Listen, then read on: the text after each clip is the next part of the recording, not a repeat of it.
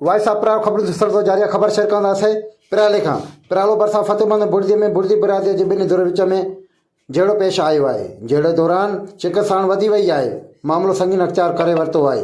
जहिड़े दौरान अलीगुल बुर्दी पंहिंजी साथियुनि समेत मुंहिंजे घरनि खे बाहि ॾेई छॾी आहे। मोहम्मद हसन बुर्दी उर्फ़ पपन बुर्दी मोहम्मद हसन बुर्दीअ एहतजाज कंदे मीडिया सां ॻाल्हाईंदे चयो आहे त जवाबदार अलीगुल बुर्दी, मंटार अली बुर्दी, दीदार अली बुर्दी ऐं ॿियनि साथियुनि मुंहिंजे घरनि खे बाहि ॾेई छॾी आहे।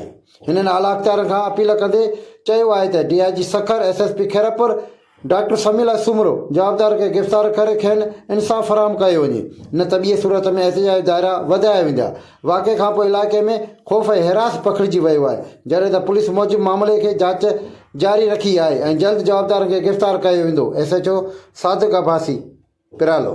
Voice of Piralo breaking news. फ़तेहमंद बुर्दी मिर्दुनि में जहिड़ो पेश आयो आहे।